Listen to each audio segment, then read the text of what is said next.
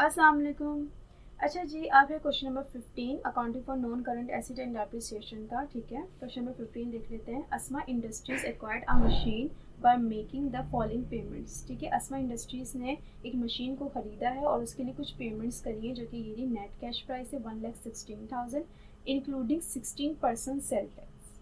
ठीक है, अब देखिए किसी अमाउंट में सेल टैक्स को हम ऐड कर देते हैं तो वो जो अमाउंट होती है वो क्या कहलाती है?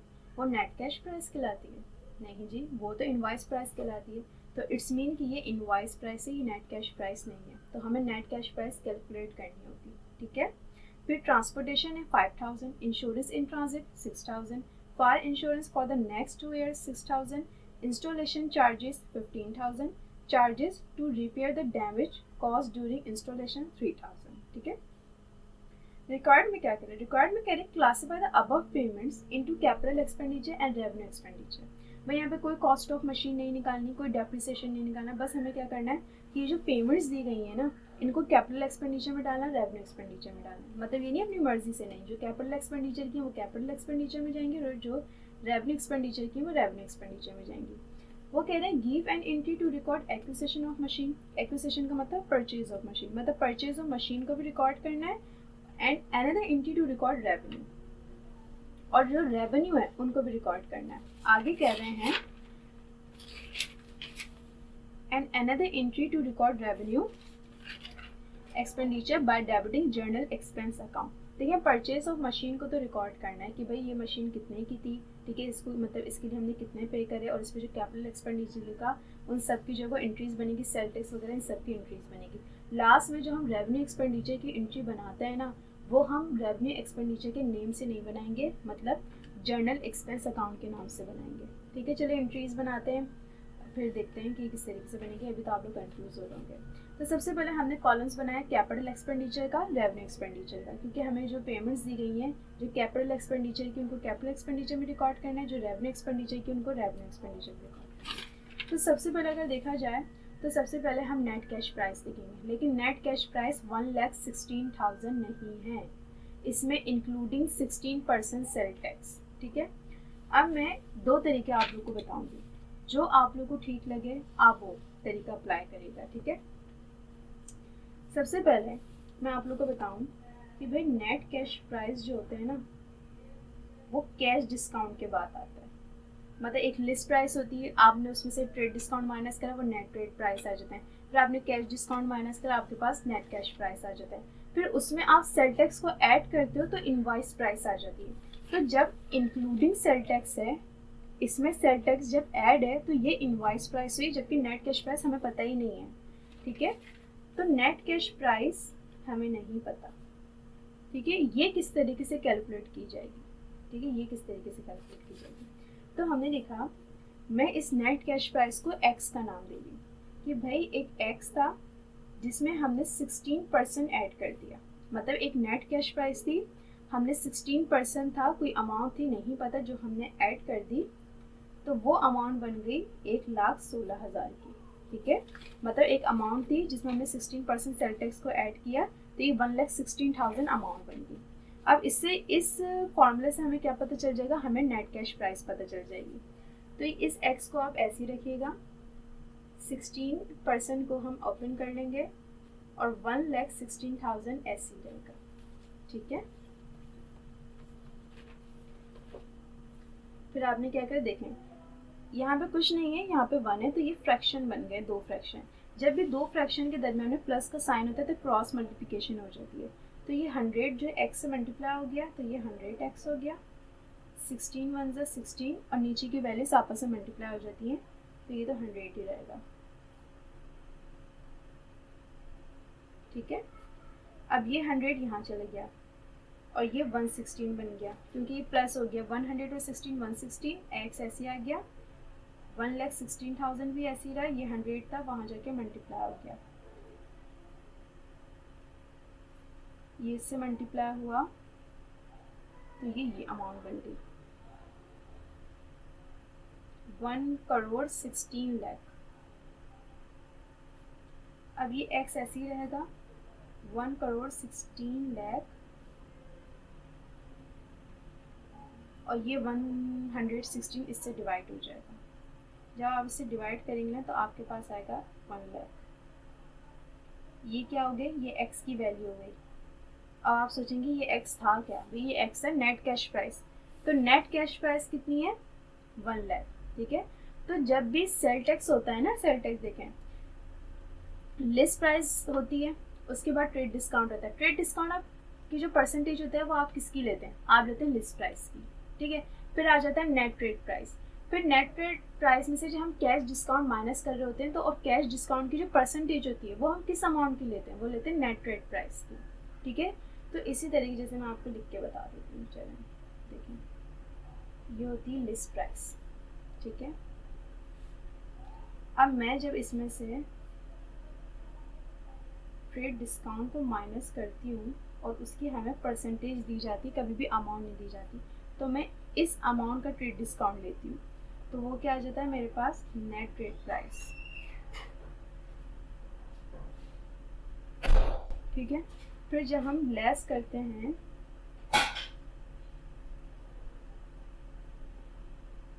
कैश डिस्काउंट, तो कैश डिस्काउंट हम किस अमाउंट का लेते हैं, जी नेट ट्रेड प्राइस आती है। ठीक है, जो ये नेट ट्रेड प्राइस आती है इसका मैं कैश डिस्काउंट लेता हूँ, तो मेरे पास आता है नेट कैश प्राइस। अब जब सेल टैक्स आएगा, ठीक है, जब सेल टैक्स आएगा, अब मैं सेल टैक्स को ऐड करती हूँ। सेल टैक्स की भी ज़्यादा परसेंटेज दी जाती है, तो जब मैं सेल टैक्स लूँगी यहाँ पे और उसकी परसेंटेज दी जाएगी, हमें अमाउंट नहीं दी जाएगी, तो मैं नेट कैश प्राइस की अमाउंट लूँगी और उसकी मैं परसेंटेज ले लूँगी। जैसे सेल टैक्स था 16% और नेट कैश प्राइस कितना है मेरा, 1 लाख, तो मैंने 1 लाख का 16% लिया, तो ये आया 16,000। 16,000 का सेल टैक्स है।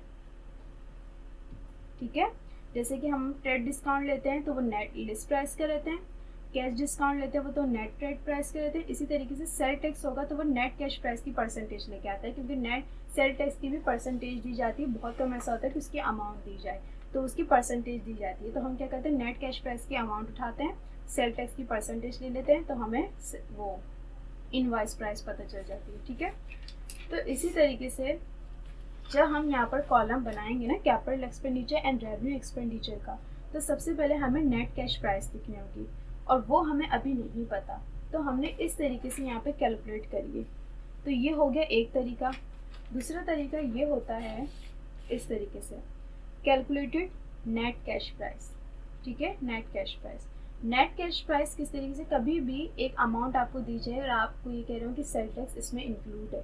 ठीक है, तो आप क्या करिएगा, उस टोटल अमाउंट को लीजिएगा, मल्टीप्लाई करिएगा 100 से, डिवाइड करिएगा 116 से, तो आपके पास नेट कैश प्राइस आ जाएगी। देखिए यहाँ भी 1 लाख आ रही है और इस तरीके से जब हमने इसको इस तरीके से सॉल्व करा था तो 1 लाख आ रहा था।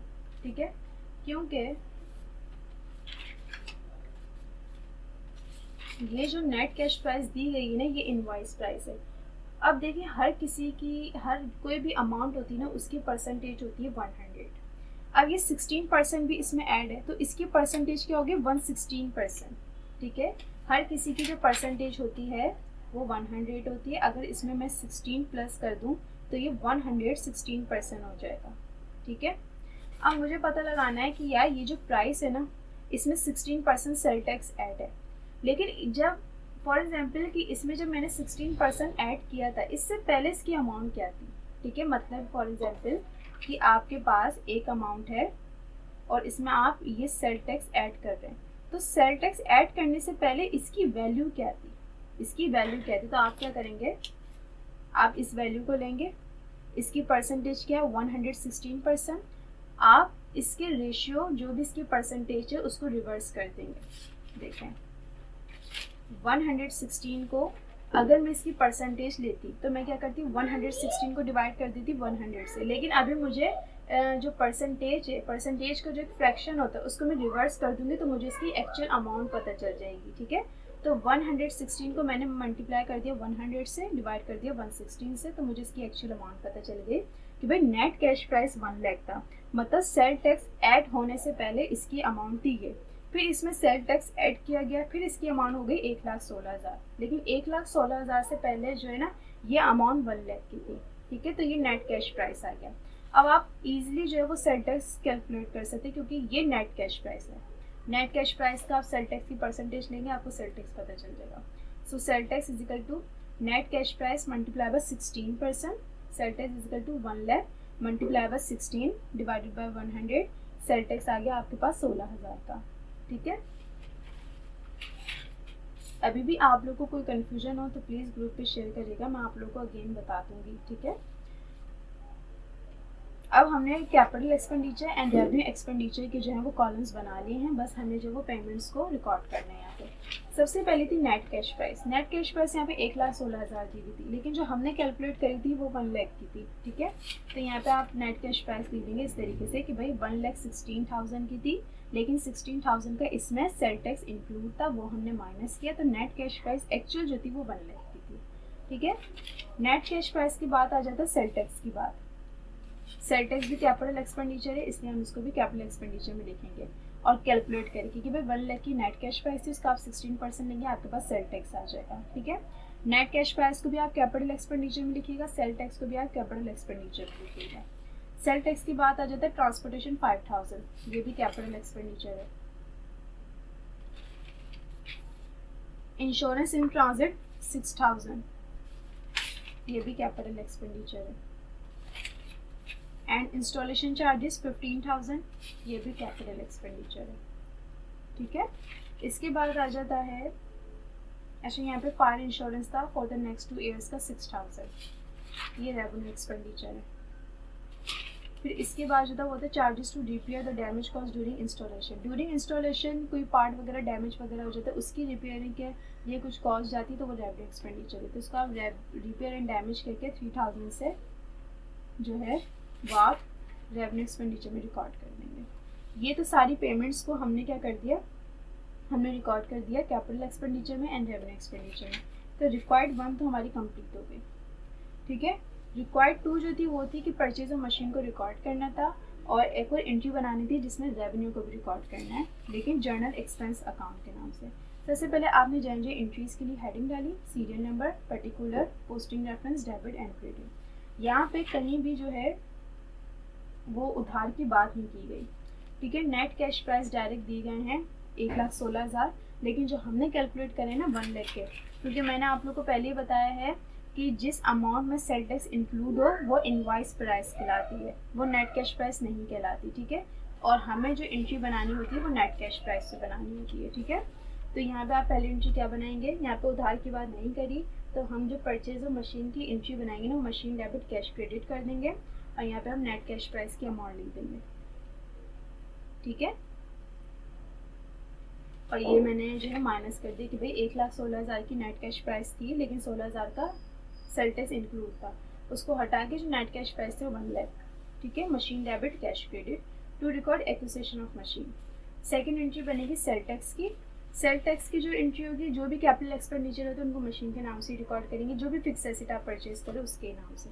सेकेंड एंट्री बनेगी machine debit cash credit, cell tax की अमाउंट आ जाएगी 16,000 टू रिकॉर्ड सेल टैक्स। आप अगर चाहें तो यहाँ पे कैलकुलेशन कर सकते हैं कि 1 लाख का नेट कैश प्राइस था, आपने उसका 16% लिया तो सेल टैक्स आ गया, तो सेल टैक्स आ गया। सेकेंड एंट्री बनेगी तमाम कैपिटल एक्सपेंडिचर की, जो कि transportation, insurance in transit, installation charges. Machine debit cash credit, transportation था 5,000 का, इंश्योरेंस इन ट्रांजिट था 6,000 का, इंस्टॉलेशन चार्जेस है 15,000 के। टोटल कैपिटल एक्सपेंडिचर हो गया 26,000 के टू रिकॉर्ड कैपिटल एक्सपेंडिचर। ठीक है, अब फोर्थ एंट्री, अब देखिए ये थी मशीन परचेज की कि हमने 1 लाख की मशीन परचेज करी, सेल टैक्स लगा उस पर कुछ कैपिटल एक्सपेंडिचर लगे। ठीक है, उसके बाद एक एंट्री बनाई थी रेवेन्यू एक्सपेंडिचर की, लेकिन किस नाम से, जर्नल एक्सपेंस अकाउंट के नाम से। तो बस डेबिट साइड पे जर्नल एक्सपेंस अकाउंट आ जाएगा एंड कैश क्रेडिट कर देंगे, जितने भी कैपिटल एक्सपेंडिचर होंगे उनकी टोटल अमाउंट आ जाएगी। तो अगर देखा जाए तो 6,000 का फायर इंश्योरेंस था एंड डैमेज रिपेयर का जो है वो 3,000 था। आपने इन दोनों अमाउंट को यहाँ पे लिख के प्लस किया, 9,000 का रेवेन्यू एक्सपेंडिचर आया टू रिकॉर्ड रेवेन्यू एक्सपेंडिचर। ठीक है, ये हो गया क्वेश्चन नंबर 15 आपका कंप्लीट। इसमें मुझे लग रहा है कि शायद आप लोगों को कन्फ्यूजन हो, क्योंकि बहुत से स्टूडेंट्स को इसमें कन्फ्यूजन थी। ठीक है, कि ये जो सेल टैक्स इंक्लूड कर दिया गया है इसको किस तरीके से करें। अच्छा, मैं आप लोगों को एक बात बताऊं कि पेपरों में एग्जाम्स में अगर आपके पास इस तरीके का कोई क्वेश्चन आए ना तो आप इस तरीके से नहीं करिएगा, ये आपको समझाने के लिए था। लेकिन अगर आप अपनी नोटबुक वगैरह में जो है इस तरीके से करें, जैसे कि हर किसी के पास जो है वो अकाउंटिंग रजिस्टर्स होते हैं प्रैक्टिस के लिए, ठीक है, तो उसमें आप इस तरीके से कर सकते हैं। लेकिन एग्जाम्स में आप ये तरीका नहीं फॉलो कर सकते, ठीक है। आप कौन सा तरीका जो है वो लेंगे, ये वाला। आपको नेट कैश प्राइस निकालनी है, आप इस तरीके से निकालेंगे, फिर आप सेल टैक्स, क्योंकि आपको यहाँ पे नेट कैश प्राइस भी लिखनी होगी और सेल टैक्स भी लिखना होगा, क्योंकि इन दो ही की अमाउंट है जो कि मिसिंग है। क्योंकि हमें यहाँ पे इनवॉइस प्राइस दी गई है, ना हमें नेट कैश प्राइस दी गई है, ना हमें सेल टैक्स दिया गया है। और उसके लिए हमने ये कैलकुलेट किया, फिर हमने यहाँ पे लिखा भाई नेट कैश प्राइस ये दी, सेल टैक्स ये दी, बाकी इन सब की तो अमाउंट्स दी गई थी, ठीक है। तो एग्जाम्स में जो है ये वाला ये नहीं करिएगा, ठीक है, क्योंकि ये थोड़ा मैथ की तरफ जा रहा है, तो इस तरीके से हम एग्जाम्स में नहीं कर सकते, ठीक है। एग्जाम्स में जो कंपटीशन शो करनी होती है वो इस तरीके की होती है, ये अलाउ होती है कंपटीशन, ठीक है।